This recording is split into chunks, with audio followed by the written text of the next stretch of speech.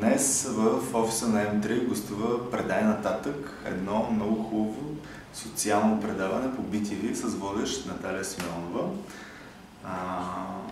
Това, което бяхме организирали като екип за изненада за един от нашите герои, Сашко, който е висок 1,40 м и който се е преборил с нетолерантността в училище и е намерил сили да се бори напред и въобще той е страхотен герой.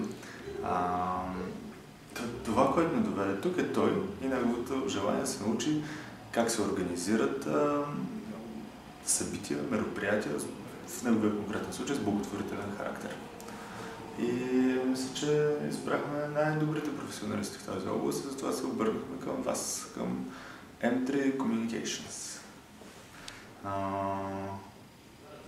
Това, което се случи днес е, Сашко се срещна с господин Максим Бехар и с неговия екип, които му разказаха в какво се състои,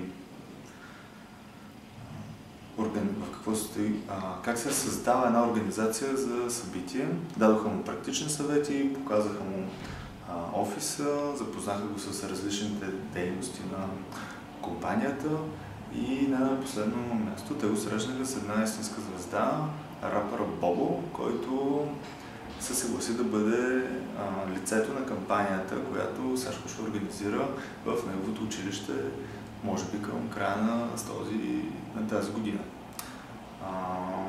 Като за финал, господин Бехар, Бобо и Сашко направиха едно... Като за финал, господин Бехар, Бобо и Сашко не пяха заедно, но представиха Сашко на новите си колеги, на екипа на M3 Communications,